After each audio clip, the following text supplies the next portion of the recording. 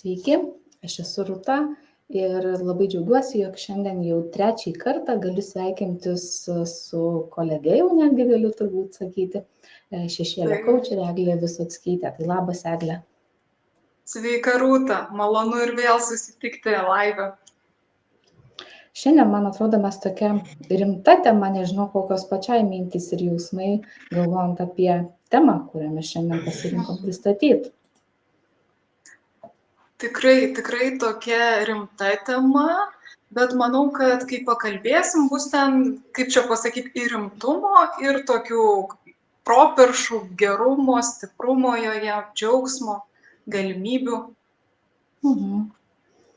Tai aš nežinau, kiek čia žiūrės ir prisijungs, tai visada kviečiam dalintis savo mintim, klausimais, tuo, kaip išgirstat mus, kaip suskamba tai, ką mes pasakom, ir mums teikti kažkokį tai irgi grįžtamą į ryšį.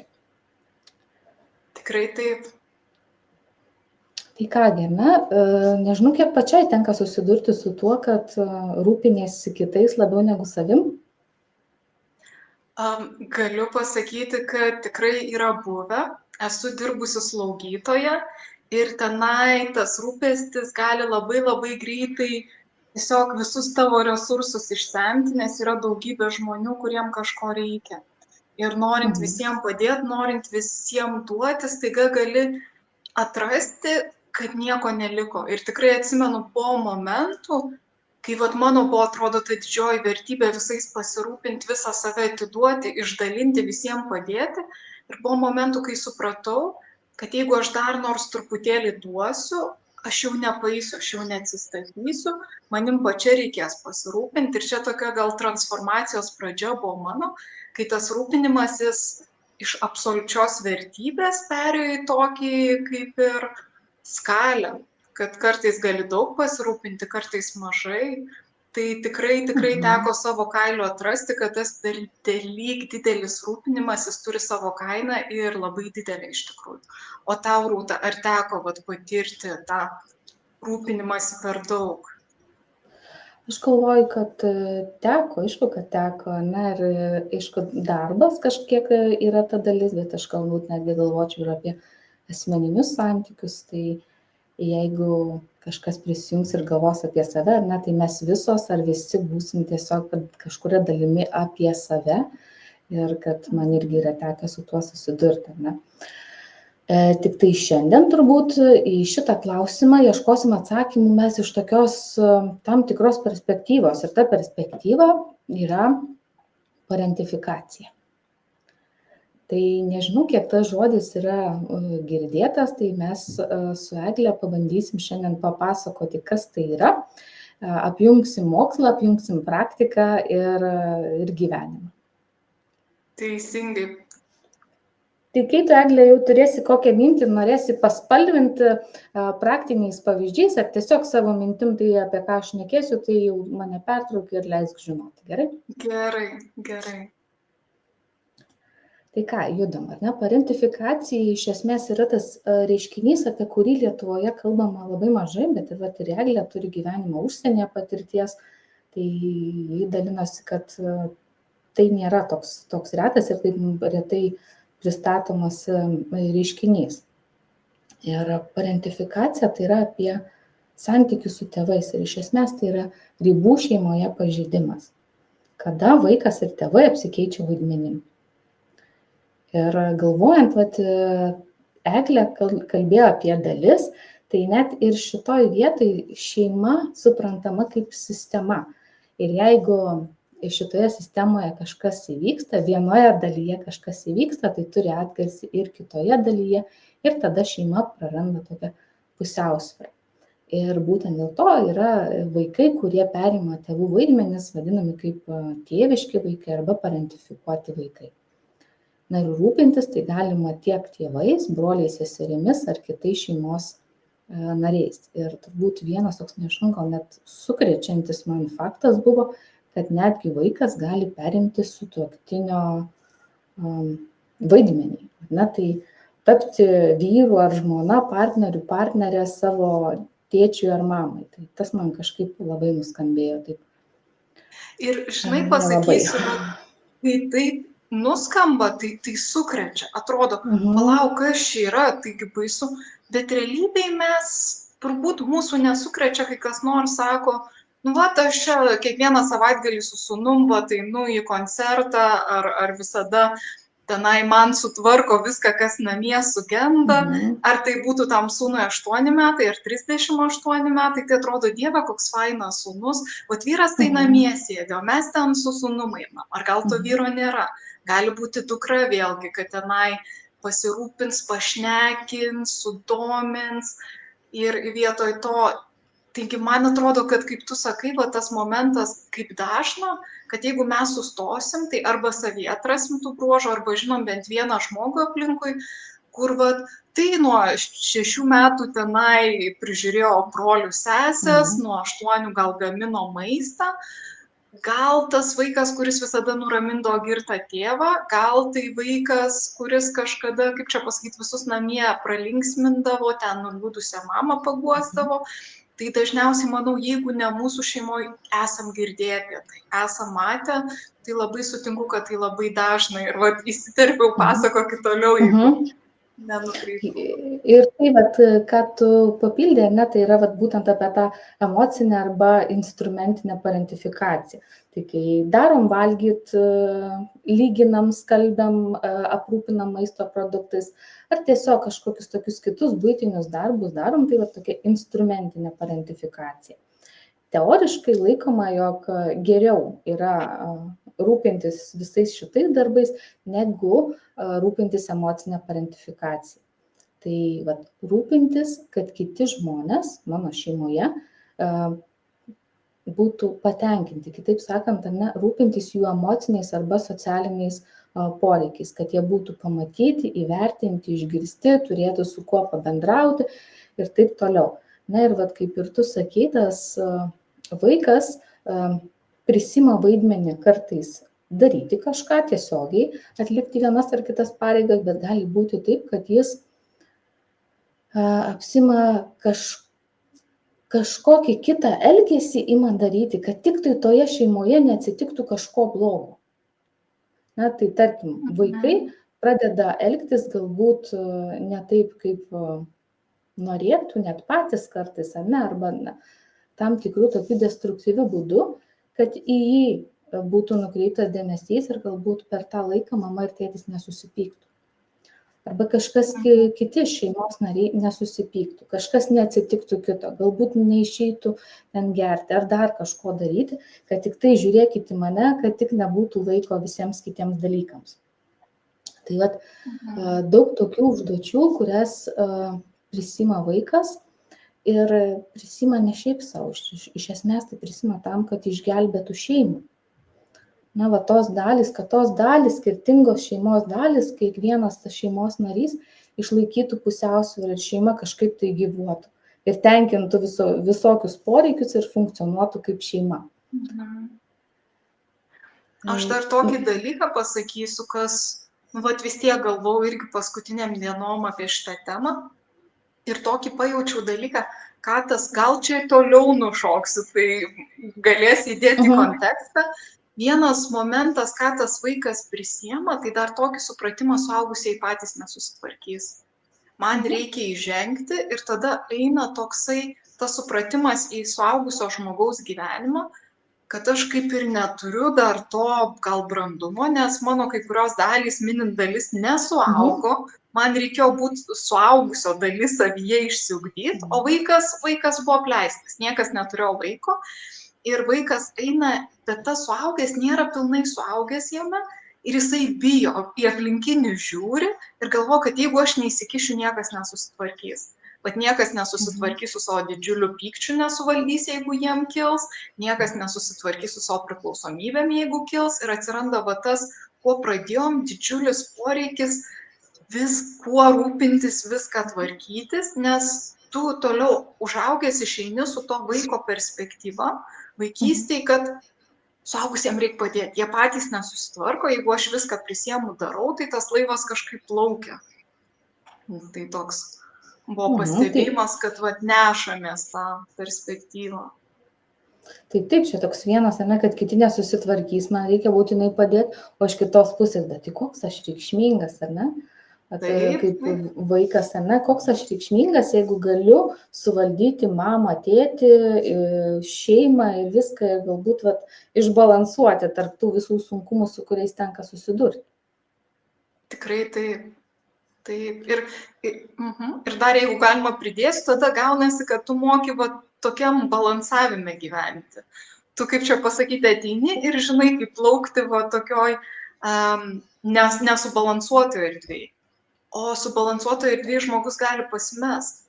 Tai kur mano rolė, ką man daryti, ką man čia gelbėti, kaip man padėti ir tokiu beverčiu tiesiog pasijausti. Ateina į harmoniją, tarkim pas subalansuotą partnerį, subalansuotą darbo vietą ir nežino, kaip čia užsitarnauti dėmesį, vertę, kuo čia būti.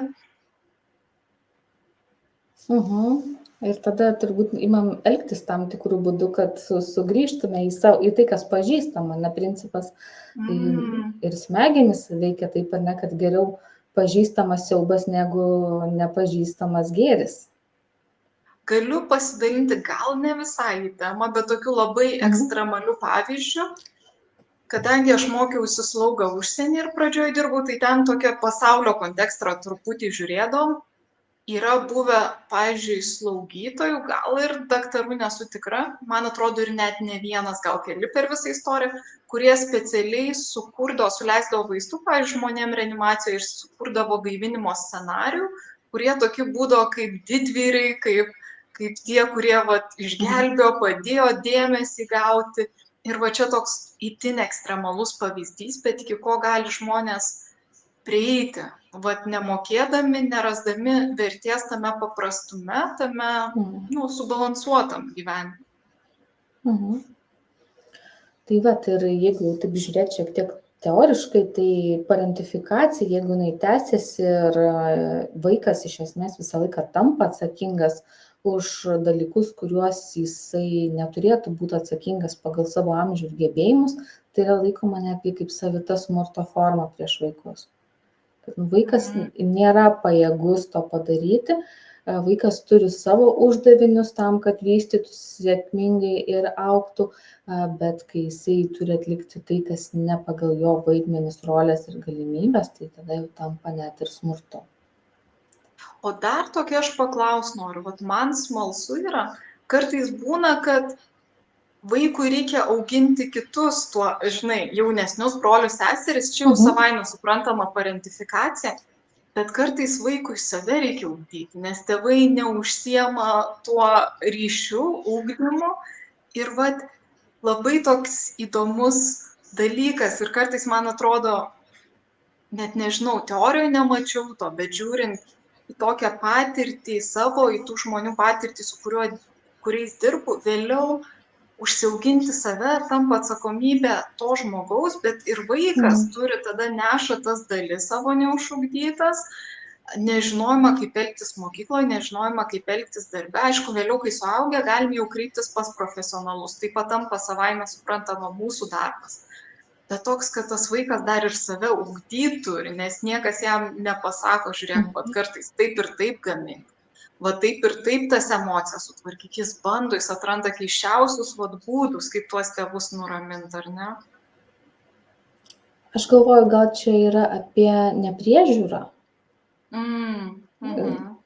Kiek dalis parentifikacijos, galbūt kiek dalis tokios nepriežiūros, kai reikia dalykus man padaryti pačiam. Tai gali būti irgi susiję. Bet iš kitos pusės, tai parentifikacija, kaip mes čia šnekam, nebūtinai yra baisinis siaubas ir blogis. Nes visaip nutinka, ir būtent žiūrint iš to sistemų, šeimos sistemų teorijos, tai, kad vaikas prisima tėvų vaidmenis, gali būti kaip strategija, būdas, kada vaikas išsaugo šeimą, tik esmė yra tada, kad tai turi būti trumpalaikis dalykas. Galbūt ištiko liga, galbūt ištiko nelaimė, gal dar kažkas ir tiesiog tie vaidmenys susikeičia, bet tai netrunka ilgai. Tai yra toks trumpalaikis dalykas, kada susibalansuoja šeima tam, kad sugrįžtų ir įveiktų tuos sunkumus, su kuriais susiduria. Gal, Rūta, kitą skaidrę jau verta perimti, nes tu nemažai paruošiai informacijos ir vizualinės. Tai aš jau ir kaip ir pradėjau apie tas priežastis, kad priežasčių gali būti įvairių. Ir tai gali būti liga, kas galbūt labiau gali būti, tas trumpalaikė parentifikacija, psichiką veikiančios medžiagos, tai čia ilgalaikius dalykus gali išeiti, skyrybos, netektis, darboholizmas, kada tėvai tiesiog atsitraukia ir pakeičia auklėjimą, galbūt ir vaikų auginimą didelę dalimi darbų. Iš kartos į kartą perduodami elgesio modeliai, migracija, socialiniai, kultūriniai veiksniai. Čia turbūt vertėtų paminėti, kad parentifikacija yra labai socialiniam, kultūriniam tiem veiksniam jautrus reiškinys. Ir yra labai nemažai tyrimų, kuriuos atliko Lenkijoje. Ir ten pastebėta, kad Lenkijoje, kaip ir kaimyninėje, mes galbūt ir mums tinka tie dėsningumai, ten parentifikacija yra didesnė negu kažkur, galbūt, kad ir tą pačią Ameriką ar kažkur arčiau imtume, ne? Bet tai yra priimta struktūra, čia toks, tėvai pasakė, nesiginčyk, pasakyta ir šventa. Tai kad yra tokie įsitikinimai, kad vaikas nėra lygiavertis tėvam, kad tai yra tam tikra struktūra, tai yra tam tikra hierarchija ir vaikas su tėvais galbūt ar nuo tam tikro amžiaus gali diskutuoti tam tikrais klausimais. Ir visi kiti dalykai, kada daugiau to sutelktumo. Ir visos tos šalis, kur ten gyvena 3 kartos vienam name, tik skirtingose aukštuose, tai irgi ten parentifikacija yra tikrai didesnė, nes jie į sutelktumą, į buvimą kartu, į rūpinimąsi vienas kitu, tai va ten daugiau tos parentifikacijos tikrai. Toksai iš karto man mintyse Indija, Bangladešas, tie kraštai, kur net ar pasiskaičius, ar pasiklausius socialiniai medijoje, filmuose, kad kaip vaiko atsakomybė tėvais rūpintis ir tenai tos mergaitės, gal kokių ir labiau mergaitės vis dėlto tikrai ne berniukai ir tos mergaitės ten gal kokių 8 metų jau turi gaminti, šluoti, valyti, ten atnešti viską padaryti, kaip ir tavo darbas, kaip ir kokią skolą išmokėti, kad gavai teisę čia būti, gyventi. Afrika taipogi irgi tenais tendencijos tos pačios ir užsiminė apie lytį, kad mergaitės, tai nėra vienareikšmiškai priimta čia mergaitės ar berniukai, vyrai ar moteris ir vyresniam amžiui pasižymi didesnė parentifikacija, bet lyg ir tokia tendencija, kad moterys jau suaugusiam amžiuje yra labiau į emocinę tą parentifikaciją, emocinę paramą teikti, o vyrai daugiau tą instrumentinę. Tai atnešti, padaryti, sutaisyti, pasirūpinti tokiais darbais.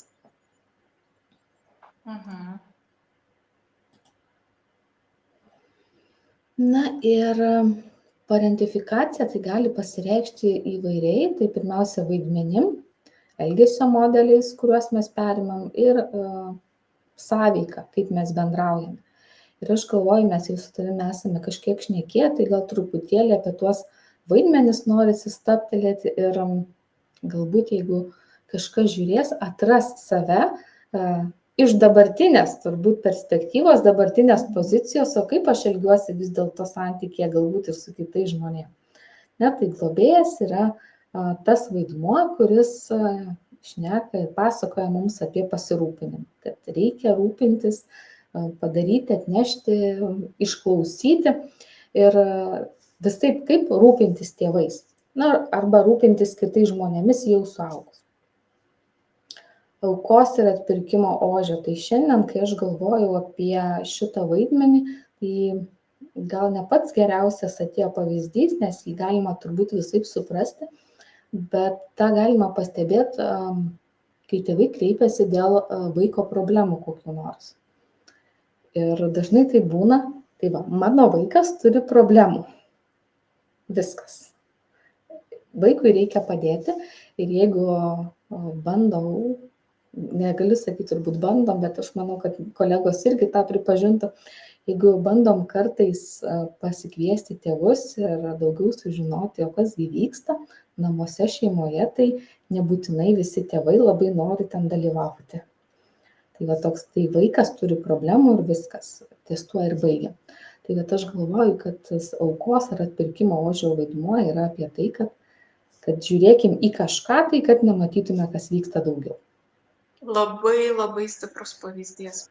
Tikrai labai stiprus, man atrodo, iš savo tokios ir gyvenimiškos patirties ir dirbant, šeimoje dažnai vieno žmogaus problema indikuoja visos šeimos problemą. Visuomeniai vienos grandies, tarkim, žmonių ten problema vėlgi identifikuoja visos visuomenės problemas. Tai jeigu yra daug benamių, daug alkoholikų, dažnai mėgsta besti pirštus, va tie, pažiūrėkit, kokie tokie, netokie anokie, bet tai yra ta tamsioji pusė kažkurių, kad, mes čia teisingi, spindintys, viską žinom, patys geriausi. Bet reikia, kad galėtum būti geriausiu, reikia blogiausio, kad galėtum būti teisingu, reikia turėti kažką, kas ten neteisingas. Ir tas tikrai labai stipru ir iš tikrųjų, aš tiesiogiai su vaikais nedirbu, bet būna ir poros dinamikoje kartais tas vadžia, koksai nesusitvarko blogietis ir tokie komentarai būna socialinėje erdvėje, kaip man padėti tenai, ar draugiai numesti kilogramus ir tenai, ar mesti naudojus narkotinės medžiagas, ar ten tą padaryti. Ir dažnai aš būnu, jeigu sugalvoju atsakyti, tai būnu ta blogietė, kuri rašau, kad gali pradėti nuo savęs, kito žmogaus pasirinkimai yra visiškai jo, o jums susitvarkyti, kaip jūs jaučiatės, ko jūs norite, kur jūsų ribos, nes labai lengva kitą iš tikrųjų bandyti tvarkyti. Ir aš tikrai esu pati irgi buvus, kur, atrodo, čia darbus reikia tvarkyti, čia giminaičius reikia tvarkyti. O kai sustoji ir atsigręži į save, supranti, oho, kiek va tenai reikia, užsiimti, kiek vietos yra tam augimui, bet iš tikrųjų ta labai stipri dinamika, atpirkimo ožio ir to tokio aukos, bet yra kita pusė ir toks teisuolis, kuris viską žino, moka geriau už kitus. Ir net jeigu savyje pažiūrėsim, tai dažniausiai abi dalis ir turim. Tik tai viena galbūt labai išreikšta, aiški, jie gyvenam, bet dažniausiai tada yra atsvara kažkur pasąmoniai gal. Aš tai, žinai, dažnai mėgstu sakyti, kad, kaip sakai, yra kažkas, tai sakau, jau visai jauniem vaikam nebepasakysi, nes jie nežinos, kas tai yra, bet sakau, ar jūs pamenat skaitliukus tokius, kur kaukšt rutuliukus nuo vienos pusės iki kitos. Tai sakau, žinot, tai čia yra tas virbaliukas, ant kurios sunerti tie rutuliukai, tai mes kažkur toj vietą, kur pastumtume tą kamuoliuką. Toj skaliai. Tai kitas vaidmuo yra neutralumo ir tobulumo ir jisai yra apie tai, kad vaikas pasirenka arba būti neutralus, arba kaip ir būti tobulas, ta prasme, kad nekelti problemų. Jeigu matant, kad ir taip jau kažkas šeimoje nebelabai kaip, tai vaikas toks nusinulinęs, neutralioj pozicijoje, lyg nematomas, kad tik tai aš dar nebūčiau dar viena priežastis, dėl ko galbūt mano šeimoje kils kažkoks nesutarimas. Čia yra iš tiesų liūdnas. Sakyk, aš po to prisidėsiu. Taip, labai toks liūdnas dalykas, kada vaiko poreikiai, norai ir galbūt galvojant apie save, ar aš buvau ar ne, galim savęs paklausti, ar aš buvau kažkada tokioj situacijai, kai man reikėjo nusinulinti, būti tokioj labai neutralioj pozicijai, kad tik tai nekiltų kažkokių tai klausimų. Ir čia toksai, man atrodo, tokia labai apgaulinga pozicija vėlgi, nes atpirkimo ožys, jis turbūt dažnai neturi ar draugų, ar draugių, tas vaikas toksai galbūt užspaustas, bet šitas neutralus, tobulas, jisai gali būti labai giriamas. Mano vaikai tai tokie lengvi, tokie paprasti, pažiūrėk, kaip tau fainai, dėl maniškių tai reikia ten į mokyklą, nuolat kažką sugadina, sudaužo, bėdos prisidaro, o to tokie geri, ramus ir atrodo, tas vaikas gali gauti daug pagirimo už tą neutralumo poziciją, būti toks kaip ir sakyčiau, pseudo mylimas, pagiriamas, vertinamas, kai iš tikrųjų jisai gyvena tą tokią ar kaukę, ar atsitraukęs nuo savęs. Ir man atrodo, tai dažnai būna tie žmonės, kurie ateina vėliau pas specialistus ir sako, aš nežinau, arba nežino, kodėl negerai, kodėl va, Mhm. depresija, nerimas. Čia ne mano sritis, bet tokia patvirtins, jeigu klystu ar Mhm. pritariu. Arba toksai, kad aš savęs nežinau, aš pamiršau, aš nežinau, ko noriu, aš nežinau, kur mano kelias, aš nežinau, kas aš esu. Ir ta baimė išeiti iš to vaidmens, nes kiti nepažįsta galbūt tavęs. Jie susidraugavę su tuo tobuluoju, su tuo, kuris nieko neprašo, kuris neturi problemų. Ir tada byra tas fasadas, gali santykiai atkristi, beieškant to tokio aš, ir tas tikrasis aš gali būti toks nelaimingas, nepatenkintas, išalkęs dėmesio, išalkęs palaikymo.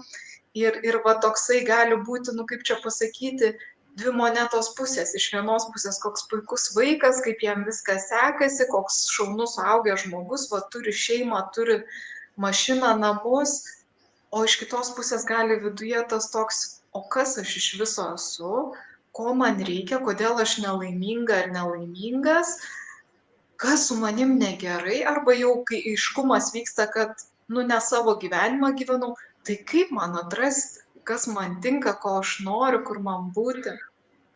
Mhm. Bet čia, žinai, galvoju, yra toks pavojus tam tikrą prasme. Jeigu nori būti priimtas, ar ne, tai yra natūralus noras, visi mes norim būti priimti daugiau ar mažiau ir priima, tai gali tame užsisukti, nu, tai aš ir taip geras, ar ne, nu, tai mane priima, ką man čia dar ieškot kažko, kiek reikia prieiti prie to taško, kai vis dėlto ne, čia kažkas negerai. Nu, aš pasakyčiau, kad čia yra tas toks dalykas, kur daugam atrodo pasaulis griūva, nes kai žmonės dažniausiai ateina pas specialistą, ar pas psichologą, ar pas coacherį, todėl kad vat, kažkas griūna, kažkas nepavyksta, arba nenueina link tikslų, arba nuėjo ir negauna to džiaugsmo, arba nu yra aišku ir žmonių, kurie iš lovos negali atsikelti ir nežino kodėl.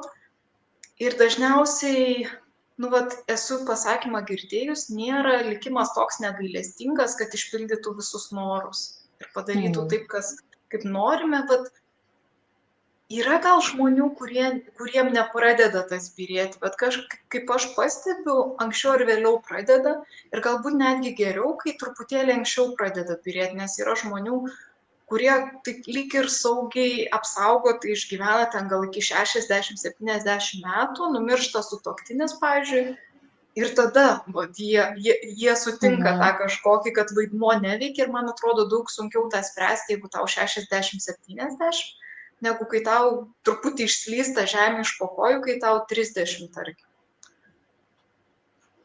Aš dar galvoju, kad grįžtant vat, prie to, ar ne, vaidmens, neutralumo, tobulumo, kad kūnas pradeda turbūt signalizuoti, nes visą laiką turiu užsigniaužti, o tas niekur nedingsta. Aš norėjau pasakyti, bet nepasakiau, norėjau padaryti, bet nepadariau.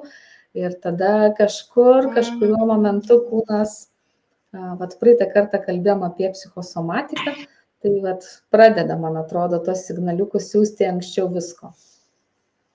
Tikrai taip, ir man atrodo, pradžioj tie signalai gali būti labai subtilūs, nu kažkur truputį maudžia, galvą skauda, tenai plaukai slenka, nu kažkas tokio, kad atrodo, nu nieko tokio.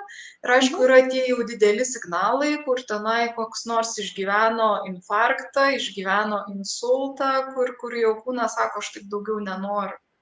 Ir iš tikrųjų, nu, nesam linkę, kaip man atrodo visuomenė, atsigręžti į emocijas, atsigręžti į vidų, visada pirmiausia dažnai bando žmonės spręsti išorėje tas problemas, gerai pas kokį daktarą, kokių vaistų, ir čia jau būna, kai pakankamai toli pažengia. Labai retai kas galvoja, gerai, vat aš pavargus jaučiuosi, ar jaučiu, kad man ten kokius raumenis traukia, ar kažką, gal reikia pailsėti, gal reikia su savim pasėdėti, pažiūrėti, kas mano gyvenime vyksta, kokios emocijos kyla.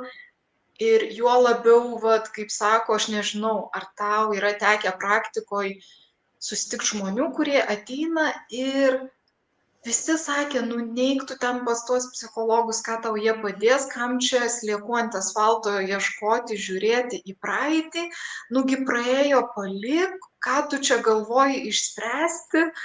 Va tas toks, net nežinau, ar dažnai susiduriu, kad žmonės jaučia tokį didelį stabdį. Va, susitikti save, pažiūrėti į tai, kas vyko, kaip tavo patirtį.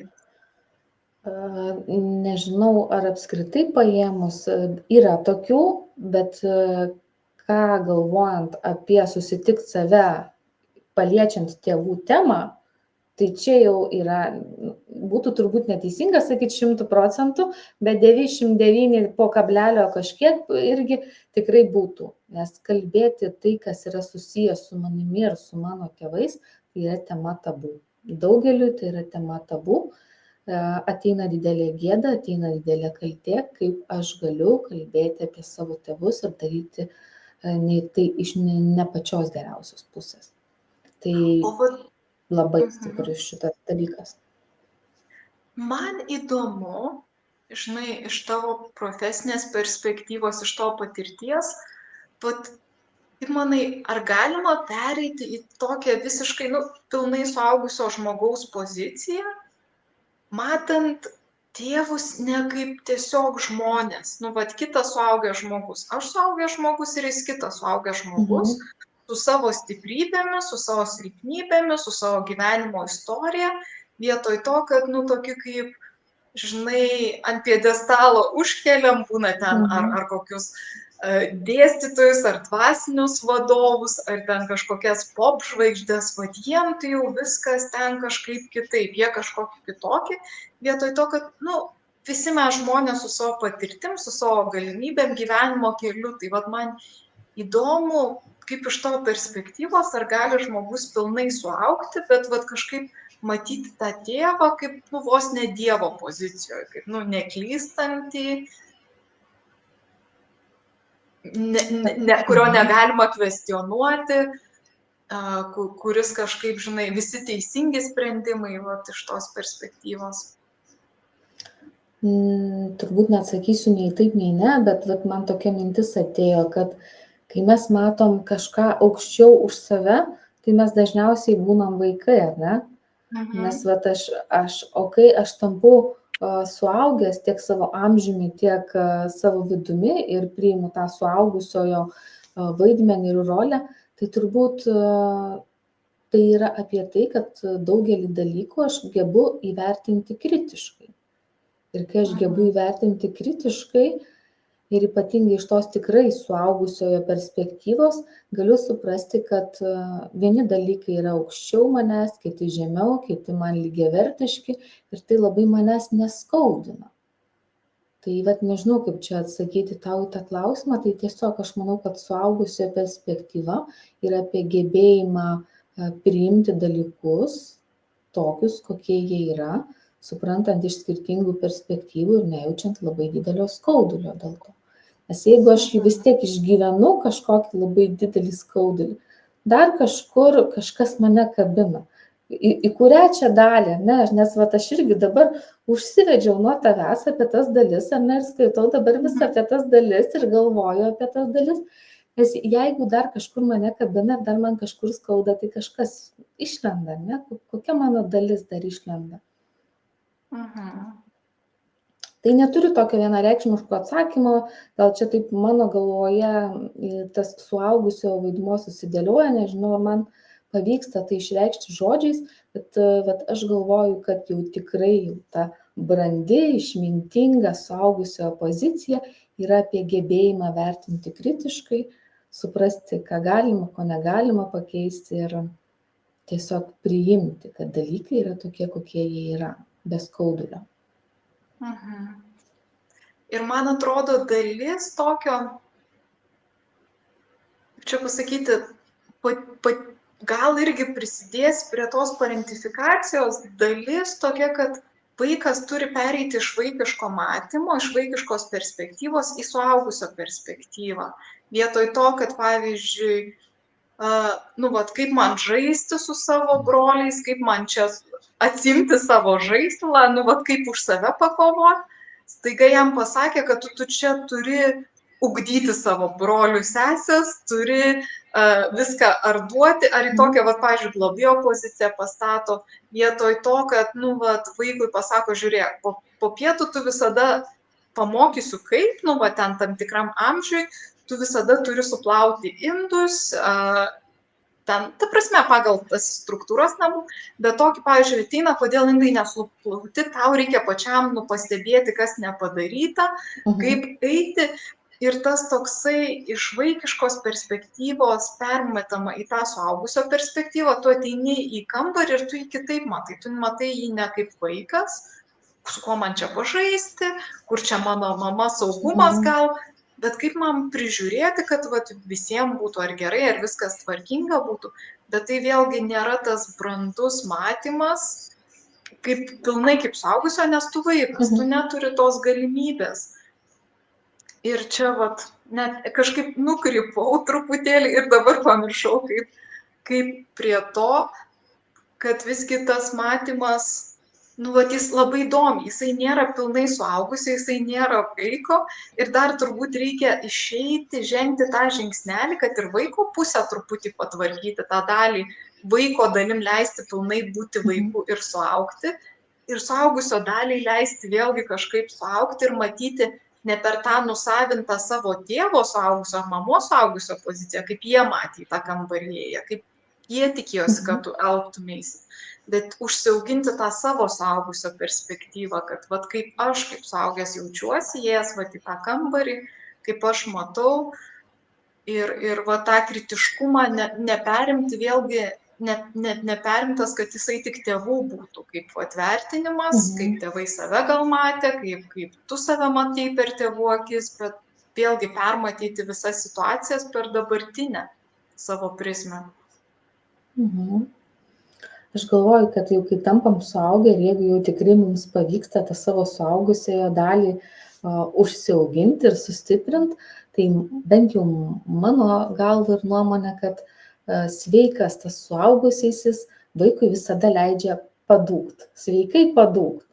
Tai vat, turbūt, kai mes kalbam, tai nėra turbūt taip, kad vat, viskas tampau suaugusiu, čia viskas tokia rimta moteriškė ir aš nebeleidžiu savo žaisti, viską čia tik išmintingai, protingai ir visaip kaip vertinu, bet ta sveikoji dalis ir yra ne, apie tai, kad vis dėlto leidžiam savo būti ir vaikais.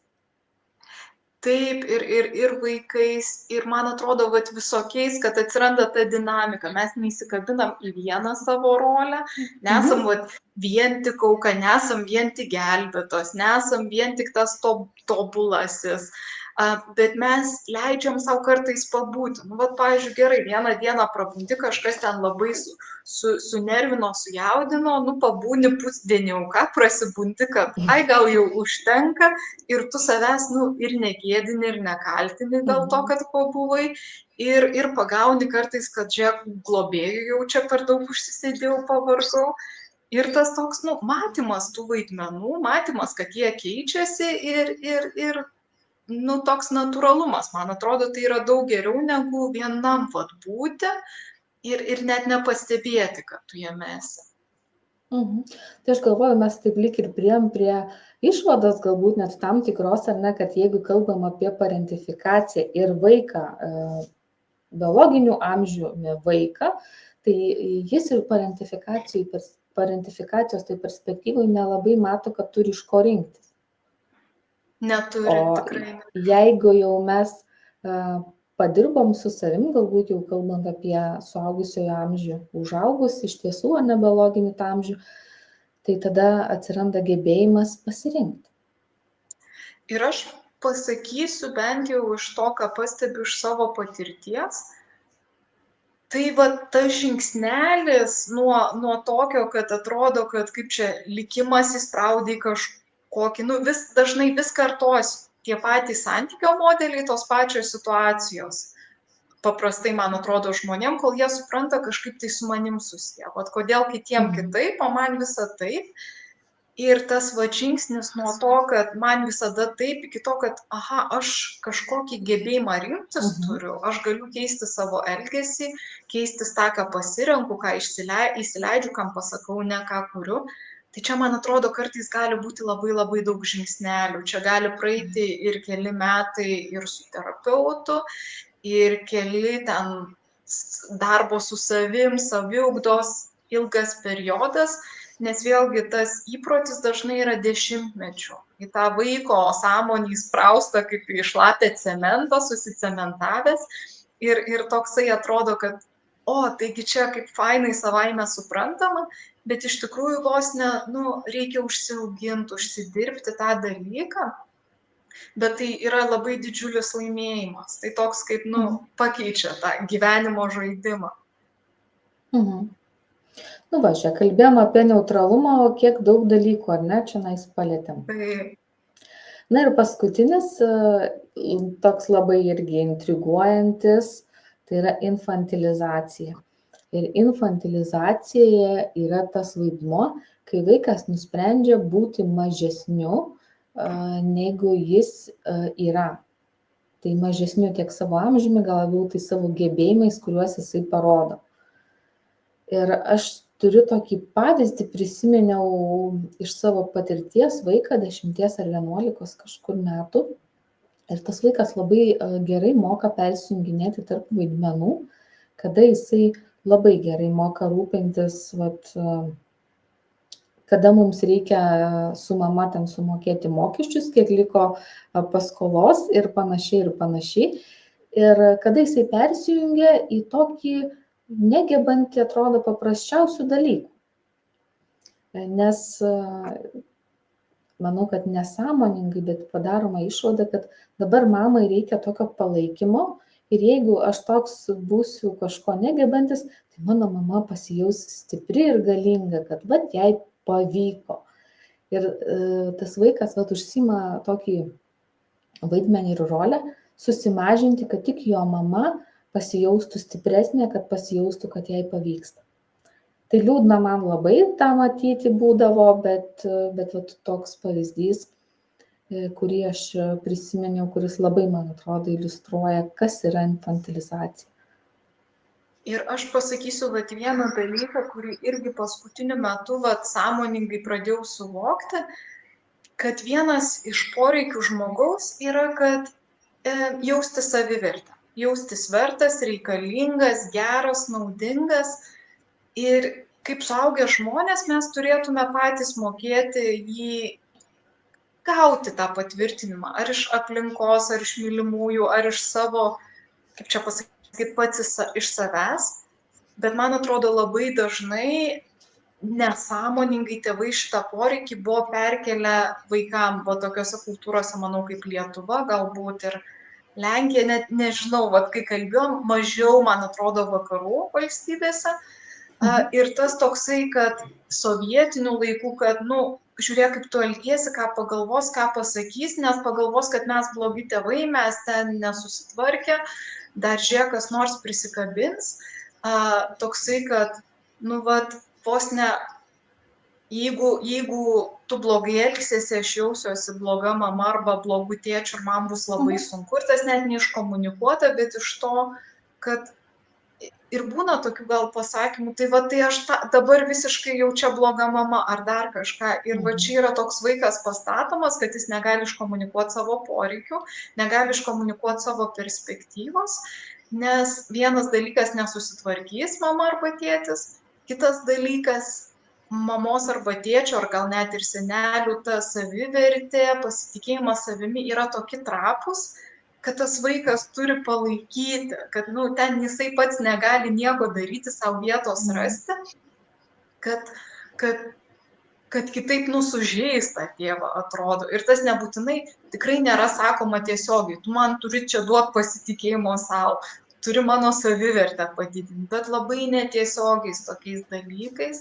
Ir vaikai supranta, ir kaip tu tą pavyzdį davei, jisai puikiai iliustruoja, kad vaikas tiesiog skanuoja savo tėvus, savo mamą, supranta, koks jos poreikis ir pats jį atitinka, tik kadangi jisai turbūt tą daro nesąmoningai, dalis jo pasąmonės vėlgi fiksuoja, kad Kai kur tai dar, pavyzdžiui, tada tėvai gali daryti tokį grįžtamasis ryšys iš ten mamos ar tėčio, taip jie gerai pasijus, kad žiūrėk, aš čia viską, aš ir taip viską žinau, aišku, aš tau čia padėjau, bet tai tu jau visai tokių paprastų dalykų nežinai. Ir tas vaikas gali tuo pačiu išmokti, kad aš nieko nežinau, kad ir kaip kvaila būtų, bet ta pati pasąmonė, kuri jį privertė taip elgtis, gali išgirsti žinutę, kad netgi, jeigu aš esu taip gudriai pasielgiu, aš vis tiek nieko nesugebu. Ir tada, toks vidinis sumišimas, man atrodo, labai stiprus gali gautis tam jau vaikui augant. Tai kaip mes kažkada ir šnekėjom, ar ne 2 kartus į minusą vaikas prisiėmęs šitą vaidmenį. Tai kad jis jau turi kažkokį vaidmenį prisiimti, kuris yra ne jo amžiui, o antra, kad jis ir prisiėmęs vis tiek pralaimi. Taip jau galvojant, ar ne, kažko netenka. Kągi, tai judam gal šiek tiek toliau, ar ne, tai kaip ir sakiau, tai parentifikacija nėra tik tai blogis. Nėra tik tai blogas reiškinys, ar ne, tai parentifikacija moko atsakomybių ir ypatingai kalbant apie vaikus, kai tos užduotis ir veiklos namuose atitinka vaiko amžių ir gebėjimus, tai yra nuostabus dalykas, kuris padeda ugdyti vaiko savivertę, pasitikėjimą savimi, įgūdžius įvairiausius lavinti ir taip stiprinti save tokiu būdu.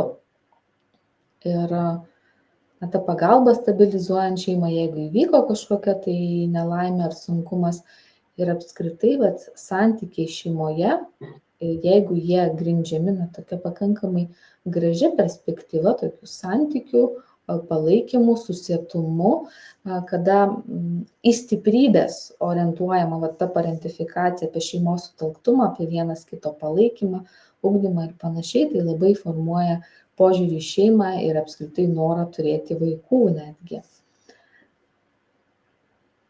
Ir man atrodo, kaip aš galvoju apie šią temą, žiūrėjau, labai skiriasi, ar tai vyksta sąmoningai. Pavyzdžiui, įvyksta liga ir tarkim, mama suserga ir tėvas sako, žiūrėk, mama serga, aš visko nespėsiu, gal tu gali tą padaryti. Ar žiūrėk, o tu pati pagalvoji, ar pats pagalvoji, šitą padaryti, kaip tau dėkoju, kaip tu mums padėjai. Ir, mama pasveiks, viskas grįš į normales vėžes, ar kaip kalbėjom, kad tiesiog yra kažko trūkumas namie, ar per daug. Pavyzdžiui, tėvai ten pykstas ir vaikas sprendžia, kaip malšinti konfliktą. Ir tas įvyksta visiškai nesąmoningai. Niekas net nesupranta, kad vaikas kažkokią problemą sprendžia. Arba tas parodymas tėvam, kad žiūrėk, kiek tu sugebi padėti, man vėlgi vyksta visiškai nesąmoningai ir nepripažįstant to vaiko indėlio. Tai man atrodo, čia toks gana stiprus momentas. Aišku, ir tas vaikas, kuris nesąmoningai sprendė tas problemas, jisai tas savybės įgyja.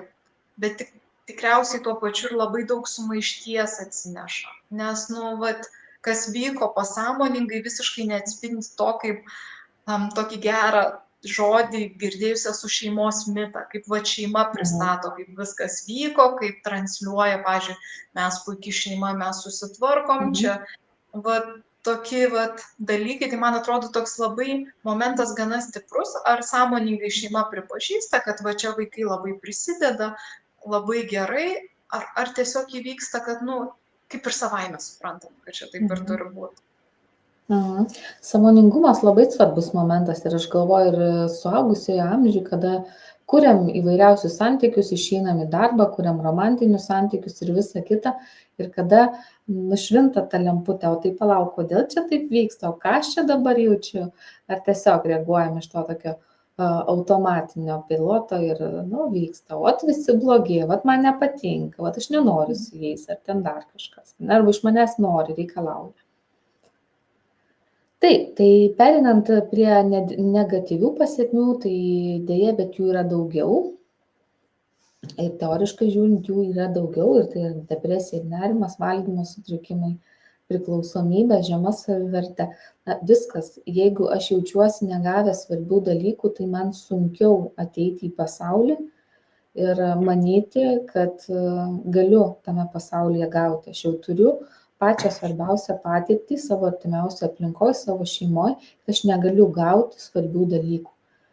Tai tikėtis, kad kažkas kitas man duos ir plius duos taip, už dyką, tai labai neįtikėtina. Tai turbūt reikia labai daug padaryti dėl to, kad kiti man kažką duotų. Ir aš galvoju, kad kalbant apie santykius ir žmonės, kurie sunkiau brėžia ribas, jiem labai sunku įsivardinti ir savo pasakyti, o tai kada čia jau gana duoti. Tai, nes visą laiką atrodo, kad tai ir yra apie ryšį, apie buvimą kartu, apie tą sveiką santykį, bet kaip ir iš tokio geros intencijos, nes to ir reikia santykiam davimo, bet nebūna gerai. Ir labai sunku tada suprasti ribą, kada čia gana, kiek čia gana duoti, kad būtų ta pusiausvyrą, nes atrodo duodu, rezultatų tai nelabai yra tokio, kokią aš irgi norėčiau gauti. Ir čia toksai, man visai yra, kaip čia pasakyti, yra viena tokia kryptis psichologinė, kur vėlgi nėra tai, ką aš žinau tą populiarią psichologiją, tai pavyzdžiui, narcizai, aukos, bet man labai patiko vieno tokio gal sielovadininko galima pavadinti skirstymas, kad yra ekstremaliai duodantis ir ekstremaliai imantys žmonės.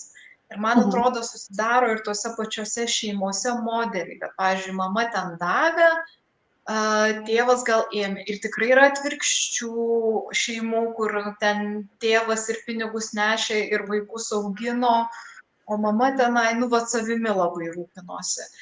Ir dažnai tie žmonės susiranda vieni kitus poroje ir nėra taip, kad vienas žmogus blogas, kitas geras, abu jie yra kažkiek patyrę to blogumo ir tas duodantis pradžioj veža, man atrodo, tiek duodu, tiek patiriu, kol patiri tą pervargimą, išsekimą, kol pajauti, kad negauni to, ką nori, kol supranti, kad nori to, ko neduos, tas davimas nuolatinis. Ir čia tokia sisteminė yra problema ir nėra lengva grįžti iš to, nes visą gyvenimą gali būti gautos žinutės, kad kai aš duodu, aš vertinga, kai aš duodu, aš mylimas, kai aš duodu, aš turiu savo rolę visuomenėje. Ir reikia visą tą, keisti visą gyvenimą. Ir aš atsimenu, buvo laikas, kai pirmus kartus, bandžiau, ar nesugrius pasaulis, jeigu aš kažko nedarysiu. Ir nebūtinai fiziškai nedarysiu, bet aš net nesistengsiu padaryti, kad aš, šiandien blogai jaučiuosi ir aš net nesistengiu tenai būtinai nueiti į darbą, būtinai kažkam atrašyti, pasirūpinti. Ir nėra lengva, nes pradžioje atrodo, kad tikrai sugrius, kad visas tas pasaulis subirės ir yra dalis į tuos duodančius. Ir vėlgi nėra taip, kad čia, kaip čia pasakyti, jie nuostabus, tik jiem reiktų duoti to, nes vėlgi yra tie neiškomunikuoti poreikiai, neišsakyta, ko tu nori gauti atgal, neišsakyta, ko tiksliai tau reikia. Tikiesi, kad kitas žmogus automatiškai žinos, stengsi, supras. Nenubrėžtos ribos vėlgi, žiūrėk, čia negalima, šito reikia.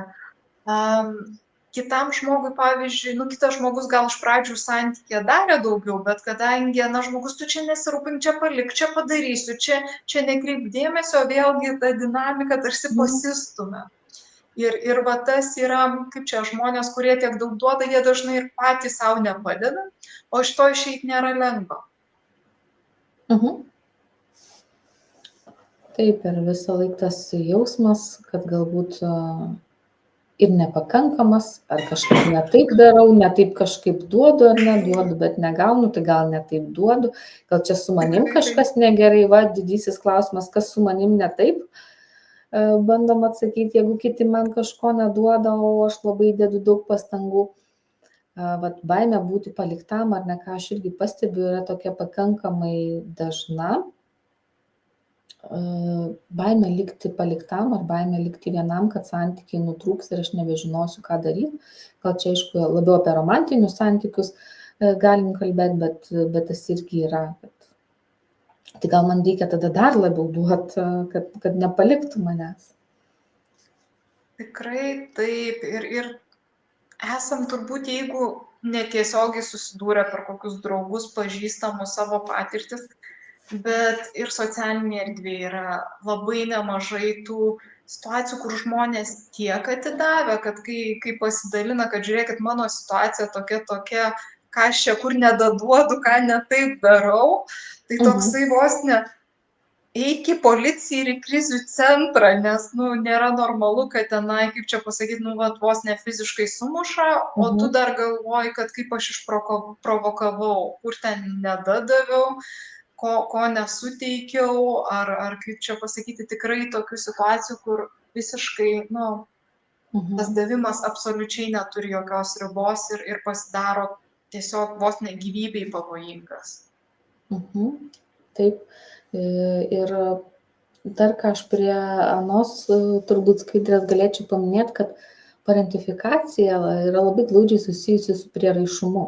Apie prieraišumą mes nekalbėsime, bet tai vat, tas įsivaizdavimas, mąstymas ir emocijos apie save, kitus ir pasaulį, tas modelis, kuris susidaro iš pirminio santykio vaiko su tėvais, jisai irgi yra labai svarbus, kiek tas rutuliojasi ir kiek yra susijęs su tom negatyviom pasekmėm.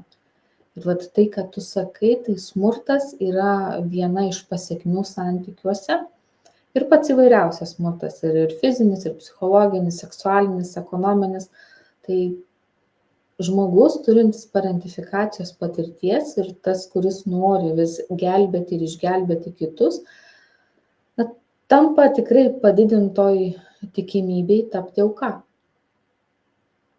Nes kitas tiesiog gali lengviau pasinaudoti, žinant, kad tas žmogus norės man ir taip duoti, norės pasiduoti, darys taip, kaip aš noriu ir visi kiti dalykai, dėl ko vienas nori duoti, kad tik tai būtų svarbus ir reikšmingas, o kitas imdamas gali pradėti parazituoti. Taip gal negražus žodis, bet naudotis tuo kitu žmogumi, kuris labai nori tą santykį kurti ir palaikyti ir išgelbėti ką nors. Ir žinai, tas žodis pasiaukojimas atrodo toksai šventas, vos negražus, tokia idealas, bet iš tikrųjų jame vėlgi yra žodis auka. Aš kažkiek einu į aukos poziciją ir čia, aišku, nėra vienareikšmiškai, bet gali ten atsidurti. Labai labai priklauso, manau, nuo situacijos, nuo pačio žmogaus perspektyvos, bet neretai gali būti tas, pasakysiu, kartais būna, kaip dirbu su žmonėm, pastebiu vienas dalykas, kas stabdo žmonės išeiti iš tos pozicijos, kad dėl visų viską turiu padaryti, kad turiu priimti tai, kas nepalanku, kad turiu visą duoti. Tai vienas dalykų yra tas, kad tėvam neprieštarausi, nepakvestionuosi, o kitas kartais dalykas yra, pavyzdžiui, religinė perspektyva, kad atsuk kitą skruostą, kad neteisk, nevertink. Ir tas vėlgi išimama, man atrodo, truputėlį iš konteksto, apibendrinama ir padaroma tokia kaip kažkas, į ką reikėtų pažiūrėti pagal situaciją. Tai užmetama tarsi tokia antklodė ant visko, bendras vienas, kaip čia pasakyti, vienas požiūris, viena aksioma, kad čia nekvestionuok, neliesk viskas, ką daro tėvai, tai čia jau aukščiausias pasirinkimas, arba kitas dalykas, kad ir ką, kas tau bedarytų, turi žiūrėti su meile. Bet su meile galima ir atsitraukti, su meile galima nubrėžti ribą, sakyti, tu savo gyvenimą gyven, kaip tau reikia, aš gyvensiu savo gyvenimą atskirai, su visų geriausių linkėjimu.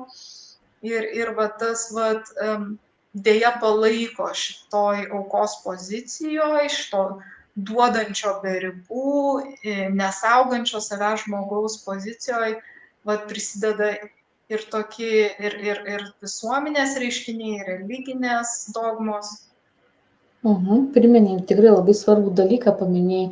Taip, religija ir nesvarbu kokia, bet jinai turi nemažą svorį, taip kaip mes bendraujam su kitais žmonėmis ir kiek taip mes galvom, kad galim pasipriešinti, kiek galim atsukti kitą žandą arba gerbti savo tėvą ir motiną, tai ir partnerį, ar ne, tas pereina į partnerio gerbimą, nors tas partneris vaja toli gražu ten tos pagarbos net su žiburiu ieškodamas nerastum, bet vis tiek vat, yra tas įsitikinimas, kad pagarba kitam žmogui yra aukščiau visko ir pamirštama, kad tokiu būdu kartais prarandama ta pagarba savo.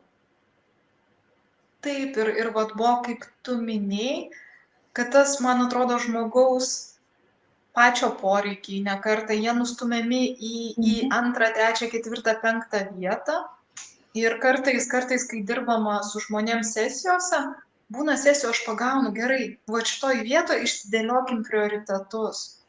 Kur yra darbas, kur yra vaikai, kur yra šeima, kur esi tu, arba kažkokioj konkrečioj situacijoje, kur yra tenai užduotis, vieni bendradarbiai, kiti bendradarbiai ir kur to poreikiai.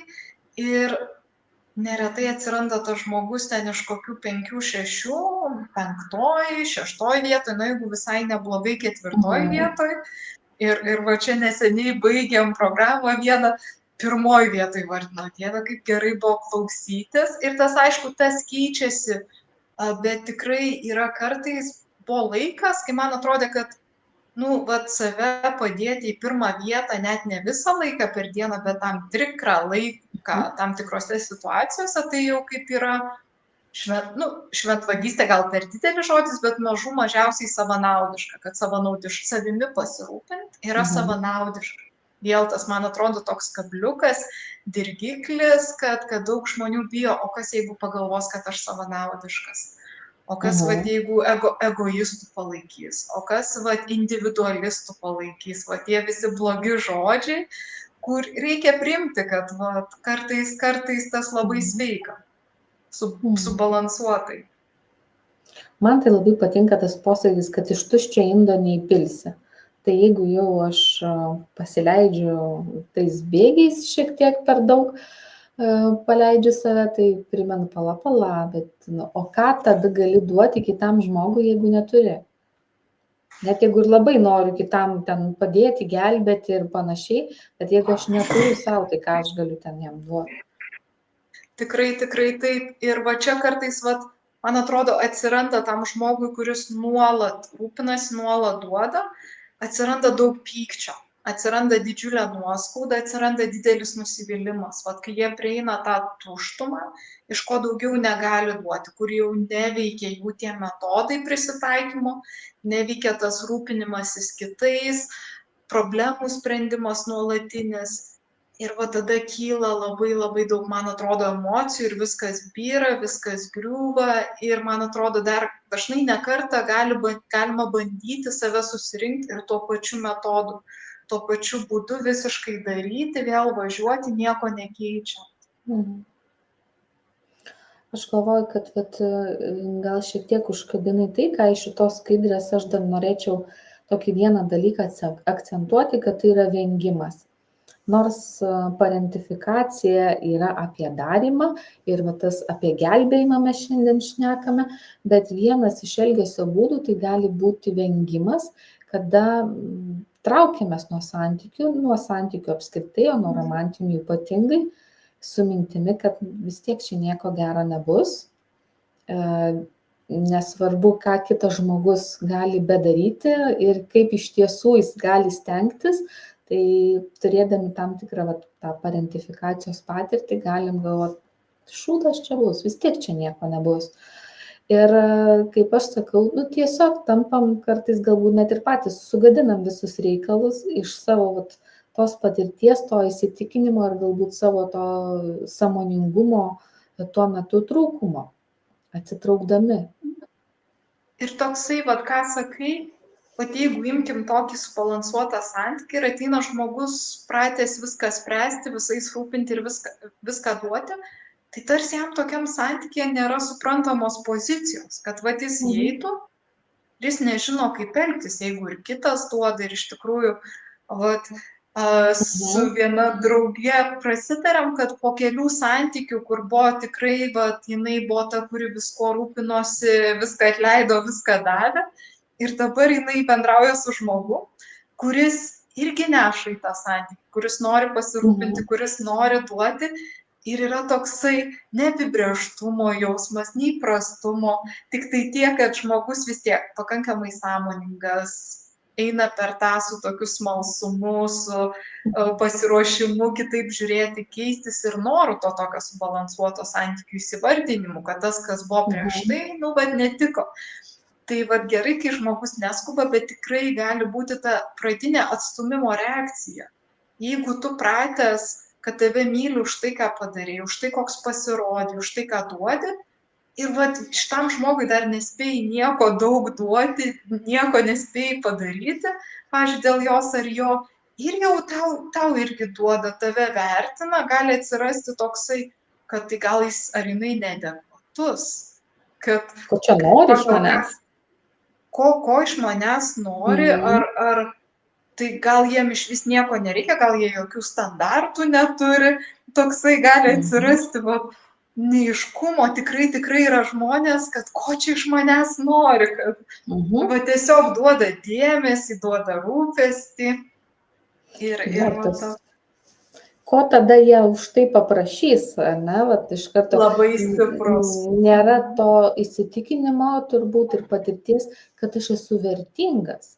Ir aš tiesiog savaime esu vertingas ir galiu irgi iš kito žmogaus gauti, bet iš karto toks įsijungia, o kas čia dabar bus? Toks pavojaus signalas, jeigu man kažkas kažką duoda, čia jau reiškia nebegerai. Taip. Čia dar gali būti tokia akimirka, o tai ko aš nespėjau pats pasidaryti, ką čia net nesusižiūrėjau, ko trūksta tokį vos neprimti kaip komplimento priešingybę, kad vos ne kritika, kad tai čia aš nepadariau, tai atsiprašau, čia tuoj susitvarkysiu. Ne, taigi man malonu padaryti, man malonu kažkuo prisidėti, toksai.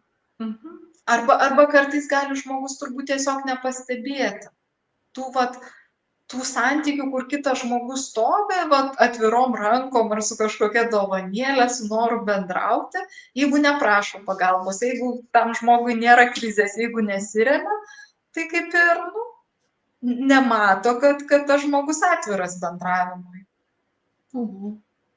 Tai jeigu mes jau eitume į pabaigą ir sugrįžtume prie to klausimo, kodėl aš rūpinuosi visais kitais, tik ne savim, tai ką galėtum trumpai pasakyti iš mūsų šitos diskusijos, kodėl? Todėl, kad taip yra išmokta, taip yra, kaip yra, ištreniruota mūsų sąmonė, pasąmonė ir tiesiog kitaip elgtis reikia išmokti. Ir tą reikia daryti mažais žingsneliais dažnai ir integruojant visas gyvenimo sritis. Tai man atrodo toks viena perspektyvų tiesiog taip sukombinuota dabartinė galbūt žmogaus tą sąmonę pasąmonę reikia pakeisti. O kaip tu matai? Aš pritariu tam, ką tu pasakei, nes išmokta gauta patirtis ir ta gauta patirtis pačioj turbūt svarbiausiai srity, tai artimiausiai aplinkoje su svarbiausiais žmonėmis. Ir sunkumas turbūt ir yra čia patikėti kitais žmonėmis, kai man buvo sunku galbūt patikėti ir pasitikėti pačiais artimiausiais žmonėmis. Tai kaip pasitikėti gyvenime kažkokiais, kur aš sutikau, bet man nori galbūt kažką duoti. Tai labai keista turbūt, bet kaip tu sakai, jeigu mes turime žodį išmoktą, tai galime atsimokyti arba persimokyti, ne?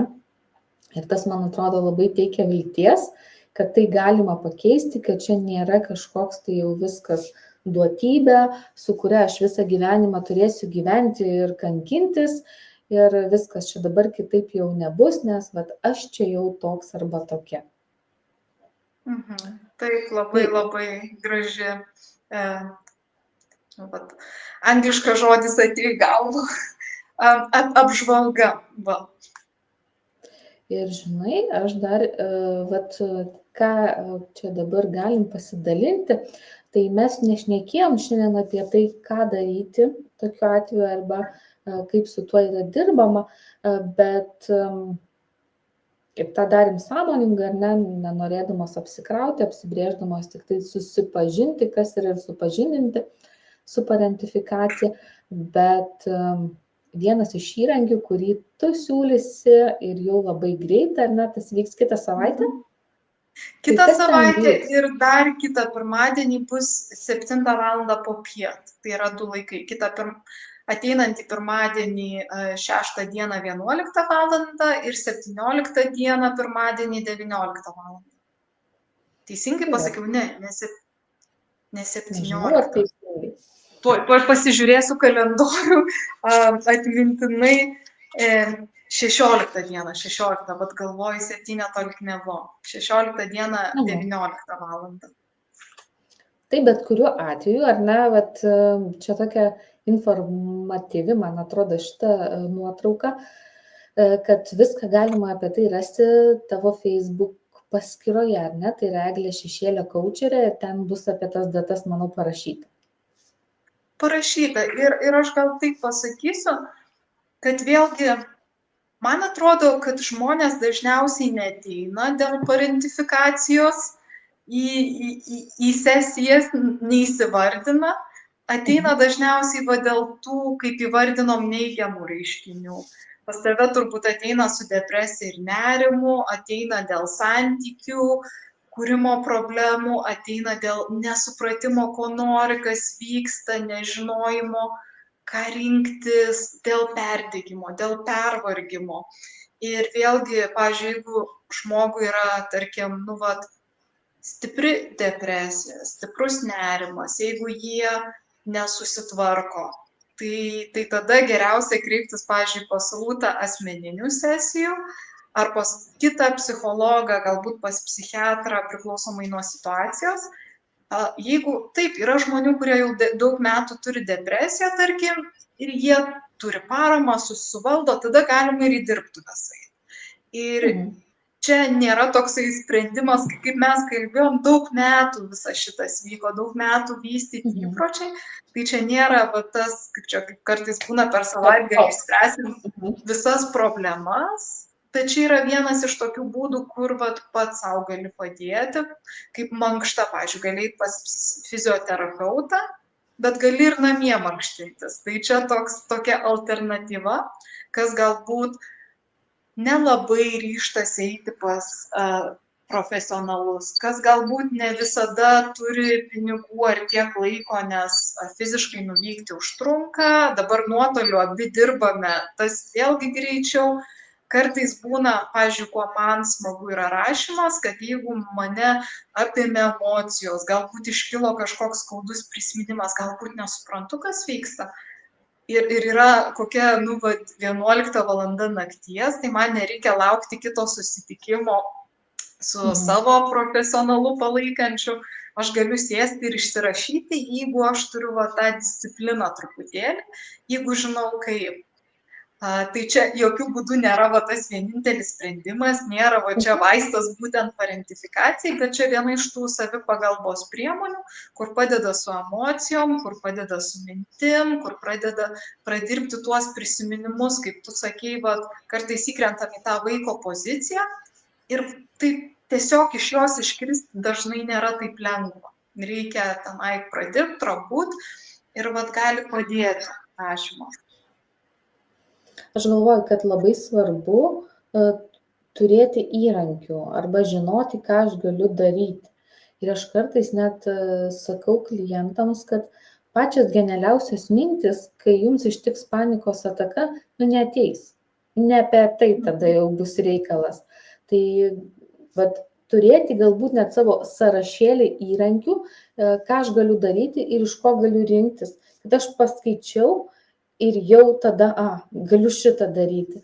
Nes tiesiog būna momentų, kada neteina tos genialios mintys ir viskas įvažiavus galbūt į tam tikrą prasme tunelį, ar ne, ta tunelio sąvoka, aišku, daugiau kitoj temai naudojama, bet tiesiog tam tikrų momentų, kai sunku pamatyti ir alternatyvas ir galimybės, tai turėti tokių įrankių dėžutę, kurią galima pasinaudoti, man atrodo, yra labai vertinga.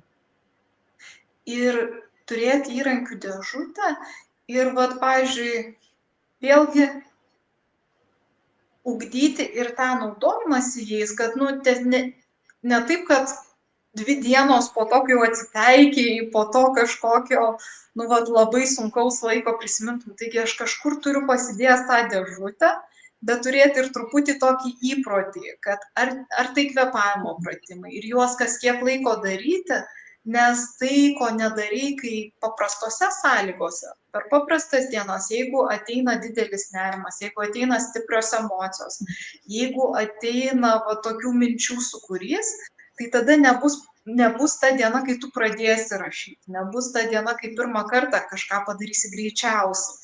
Tai labai gerai yra tą praktikuotis ir prieš tai. Ir tokį netgi, kaip man atrodo, su pasąmonė savo, su savimi, su pasąmonė kurti ryšį, kaip kai kurie sako, eiti į pasimatymus su savimi, pažinti save vėlgi, tai kad nepalikti visko tik tada, kai labai blogai. To rūpinimosi savim, kai jau viskas byra, kai jau reikia pas daktarus eiti, kai jau būtina vaistų, kad po truputį, kaip sakai, tą dėžutę rinkti ir ją praktikuoti ir tada, kaip viskas ne taip blogai, kaip sako, tepti slides vasarą, tai čia, manau, tinka.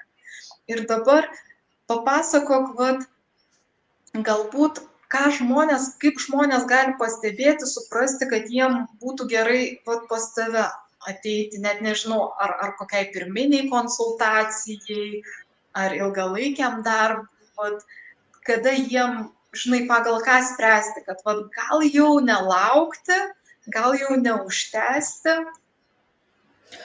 Žinai, aš galvoju, visai kitą klausimą turėjau klientų, bet sakau, žinot, jeigu jums kilo kažkoks klausimas, gal man reikėtų su kažkuo pasikonsultuoti, tai labai gerai, kad jūs čia esat.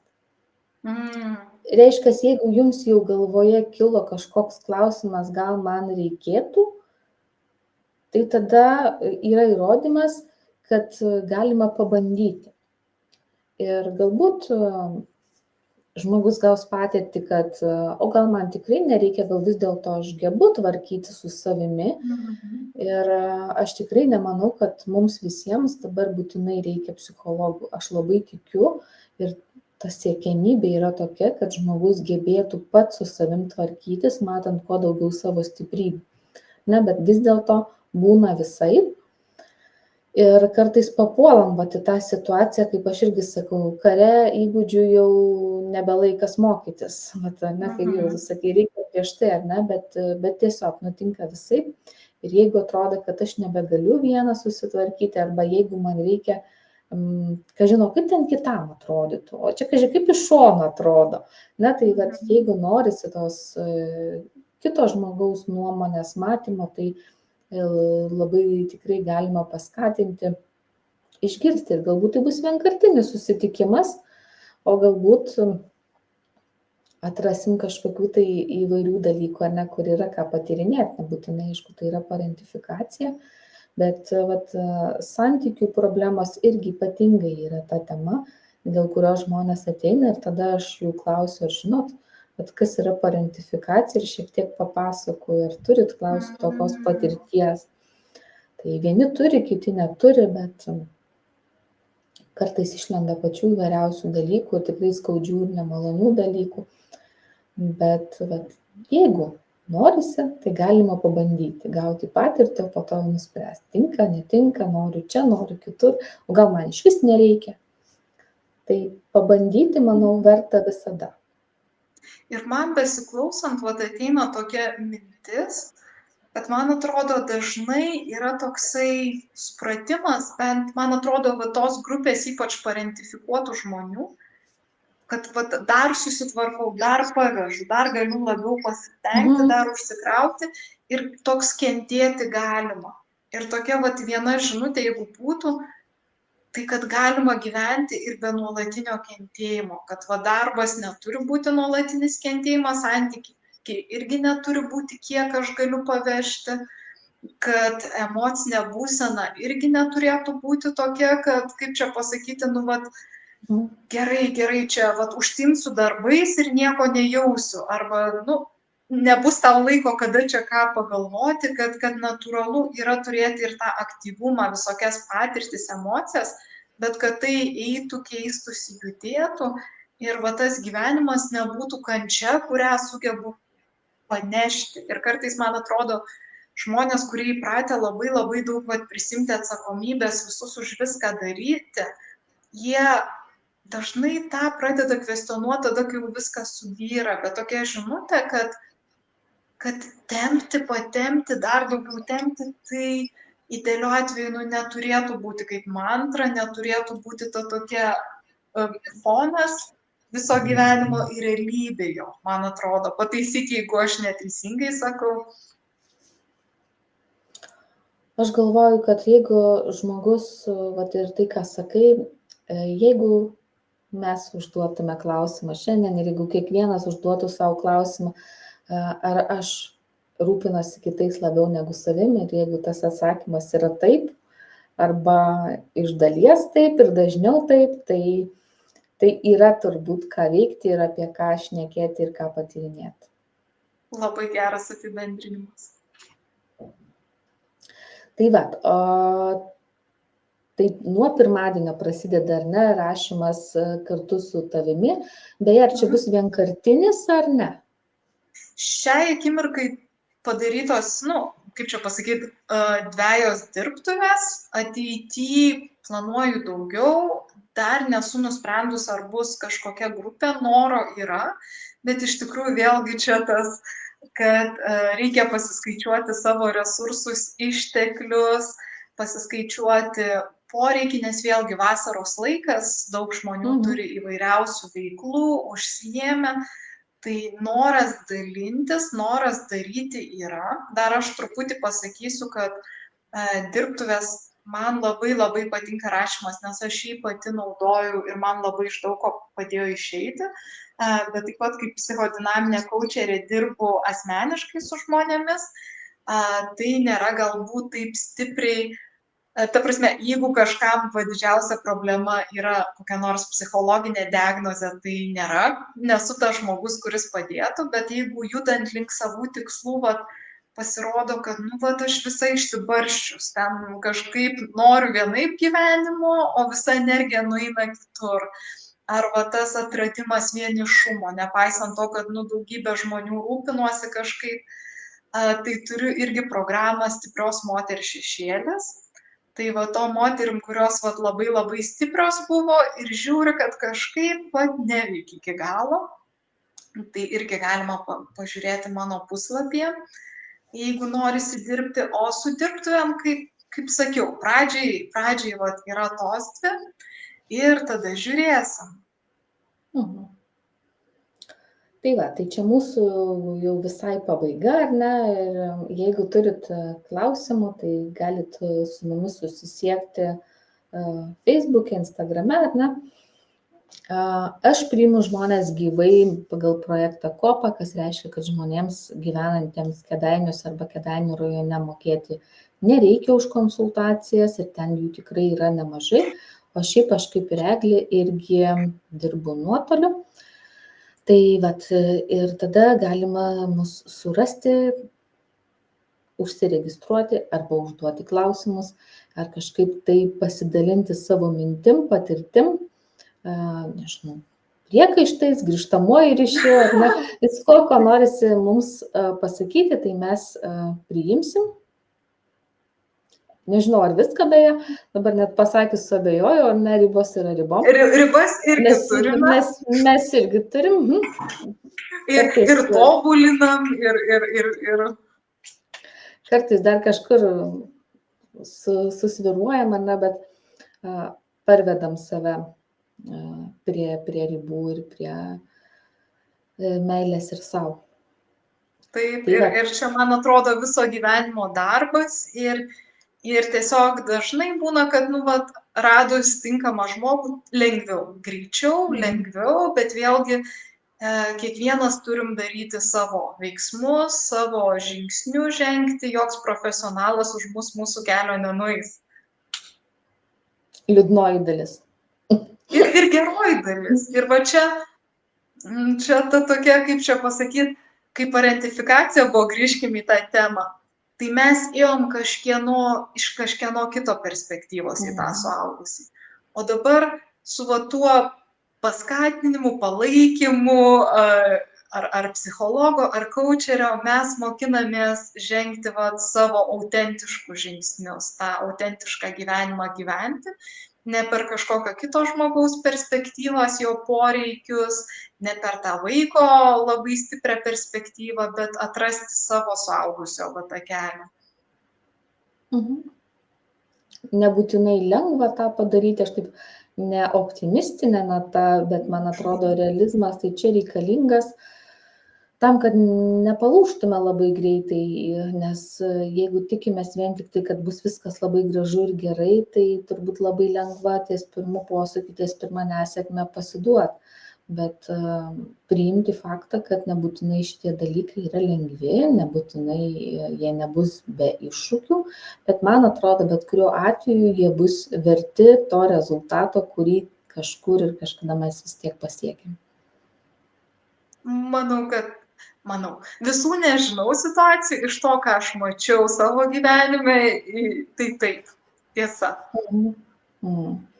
Ir aš jau čia visai pabaigai turbūt po visai netrumpo laiko teko susidurti su žmogumi, su kuriuo aš dirbau anksčiau ir išgirsti, kad per šitą laiką aš išmokau rūpintis labiau savimi ir žiūrėti savo pusę. Tai man buvo toks labai didelis džiaugsmas už tą žmogų, už mūsų vykusi procesą, nors jis nebuvo lengvas, bet vis tiek tas rezultatas, kad žmogus gali pasakyti, kad aš pamačiau ir save, tai man atrodo yra labai sėkmingas ir labai džiuginantis. Taip, ir tas toksai, man atrodo, supratimas yra kartais tas toksai, žmonės ima meilę savo, rūpinimąsi savimi, ar savo ribų brėžimą, ar pasitikėjimą savimi kaip rezultatą. Nueisiu ten kokias 2 mėnesius, palankysiu terapiją ir aš turėsiu ribų brėžimą, aš gebėsiu pasirūpinti savimi, o man atrodo, tai yra kelionė. Tai yra, nes po 5 metų tas pasirūpinimas savim visai ką kitą gali reikšti. Po 5 metų ar 10 meilės savo vėlgi kažką kitą gali reikšti. Viskas keičiasi ir žiūrėti į tą kaip į tokį galutinį rezultatą.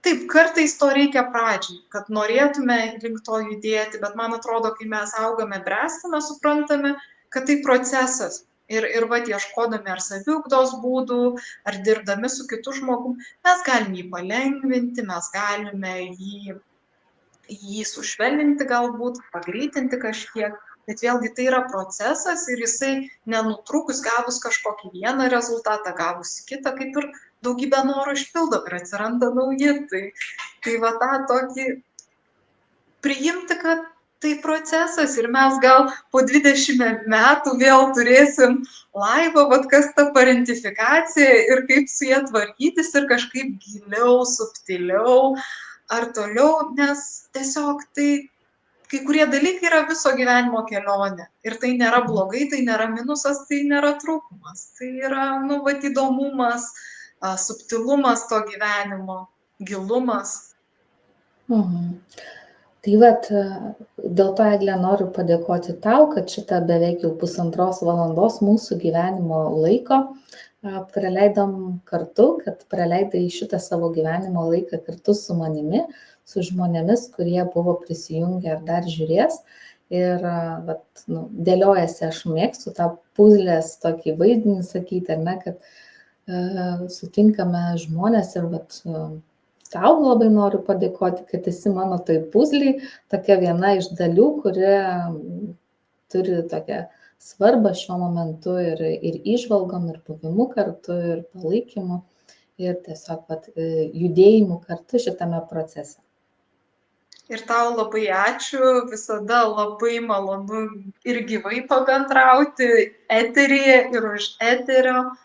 Ir gauti vėlgi tokių įžvalgų, kitokios kartais perspektyvos, kartais panašios ir to buvimo, žiūrėjimo gilaus į gyvenimą, tai tikrai labai gera. Ačiū. Tai kągi, ačiū labai, ačiū visiems, kurie buvo prisijungę ir žiūrės mus. Ir nežinau, pirmą kartą užsišnekėjau, kad iki kitų kartų, tai Nežinau, ar drįstu sakyti iki kitų kartų, bet kažkur turiu savo, kažkuri dalis mano sako iki kitų kartų. Iki.